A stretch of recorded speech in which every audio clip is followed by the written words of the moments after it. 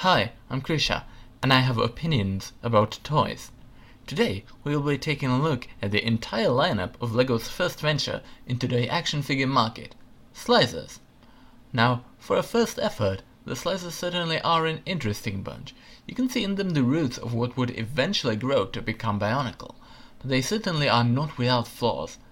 The articulation on most of them is fairly pathetic, for example, but they were not made for posing. Instead, they were made for throwing stuff. Each slicer has got a long arm made of flexible plastic, and when you slot in one of the included discs, you can shoot it out. I have to say though, the accuracy, range, and force on these is fairly pathetic, even outdone by certain McDonald's toys. But a weak gimmick is certainly one of the line's lesser issues. More pressing is the fact that in 1999, when they first came out, children on different sides of the Atlantic were presented with different names and stories. While in Europe and most of the world, the line was known as Slicers, North America came to know them as Throwbots, which is admittedly a way more fitting name, because they don't slice, they throw, but it would be harder to pronounce for kids whose language doesn't have the th sound. The stories are even completely different. The Slicers all lived on one planet and competed with each other, but Throwbots all lived on separate worlds and were allies apparently. But how about we take a look at the toys themselves, to judge them on their own merit.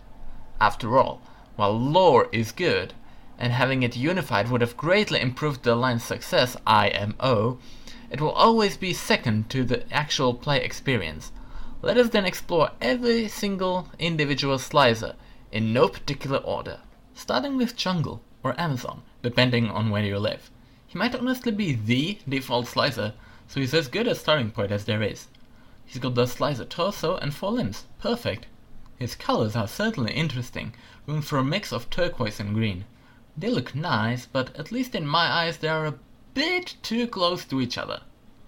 Like with the other slicers with this body type, you can twist this gear on his back, which makes him hunch over, which is presumably useful for storing them in the pods they came packaged in, which could even be strapped to a belt like Pokeballs, but I unfortunately don't have any since I got them all loose from Bricklink.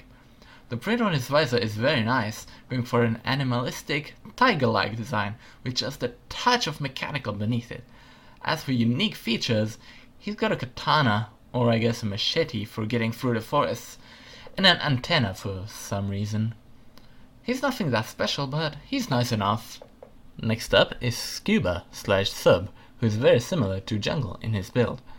The shoulders are lower and the legs are backwards, but otherwise they are basically twins. His colors are absolutely bopping. I love the combination of blue and yellow, even though the yellow is mostly an accent here. The tube for his breathing apparatus is a very nice addition to his silhouette. He has a harpoon which is fine. I guess it reinforces the aquatic theme. His butt gear is a propeller, which does a way better job of making him look like a competent swimmer, and also it makes it way easier to grip and twist the gear. The gear is also smaller, which means you need fewer twists to get him posed how you want. Unfortunately, the disc arm on mine is very floppy, but then again, it is a 22-year-old toy. You can always snap it into the shoulder, which I'm honestly not the biggest fan of, since it does make it stick out a lot, but it's good for aiming, I guess. Likewise, Spark doesn't really do much to stand out. Though he came out in 2000 as part of the second wave, he looks extremely ordinary, with the only distinct feature of his being a somewhat wonky shield. The colors are an absolute banger though. Purple and black go together ridiculously well, and the yellow worm gear just adds that little bit of a contrast that makes it click. I love the faceprint too, really reminds me of a Cylon from Battlestar Galactica. But other than that and the slightly awkward wide legs, there really isn't much to be said about him that hasn't been already said about the others. Ski, or Ice, then, is the last member of the quadruplets, trading the standard slicer feet for wicked Technic lift-arm skis. Honestly, everything about him screams late 90s coolness. He's like the word radical in white and blue plastic form. Speaking of, the 2 shades of blue actually complement his white very well. He really looks like a ski bro, with a dope visor covering his non-existent eyes, and the singular ski pole. Unfortunately, you can't really put him in that many skiing poses, but Some are at least manageable. Fire/Torch is the first deviation from the norm, if only slightly. His torso is just upside down, but man, does that give him a different vibe. His colors are also brilliant, giving him that charcoal or embery vibe. He's got a dual flamethrower in place of a hand too, which is rad as heck and you know it. His faceprint is actually kind of frightening, like a broken, partially disassembled machine, craving death, yet staying in eternal agony. But that may just be my interpretation, I don't know. Moving on to the first major deviation, Fly changes things up by having two large wings. They look really imposing, and those tubes on the connecting axles turn a practical necessity into a feature. Like Ski, he's got the skis, but in this case they are probably more akin to a landing gear. The faceprint is again brilliant, with this sort of gas mask or air intake at the front and some flames behind it. What I don't like about him though is how the disc arm is attached. Because they didn't want to mess with the symmetry of the wings, they just put a socket on the Wormgear's axle, which makes it very hard to get it posed upright. But I guess you can at least grasp it well and fold him up properly. The last small-scale slicer sharing this torso type is City/Turbo, not to be confused with a Honda City Turbo. But just like a Honda, he too has 4 wheels. They are unfortunately a single rubber piece, which means the axle connection is not the strongest, but the design is absolute killer, making him look very fast and swift, yet strong and durable, and the colors are once again to die for. I don't know what these lift arms on top of him are for, but they look really cool.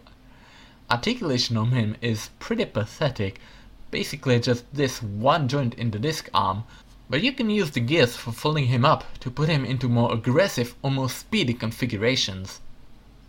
Now then, on to Rock/Granite, who is the first of 3 with a different torso design.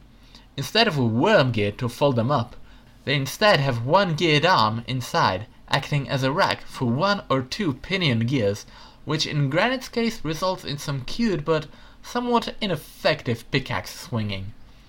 This 4-legged bugger has possibly the nicest color combination of them all. Something about the light grey and tan just soothes me. The disc arm does attach a bit awkwardly at the top, but at least you can fold it forward without interrupting the design. It honestly looks pretty practical.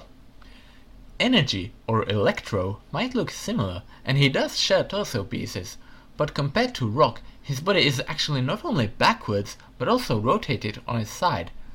He again looks very cool, like some kind of Electric-Tron dragonfly. Pulling on his head, which has this cool transparent visor, even makes his wings flap. The disc arm does stick out a bit awkwardly though, and it does make it somewhat difficult to actually get to the head, but if you really have a problem, you can I guess just put it where Granite's is. The last small slicer on the list is Jet, or Judge, who unfortunately is probably the weakest of the bunch. He's got 2 disc arms, which is something I guess, but since they can't bend, he looks very awkward with them.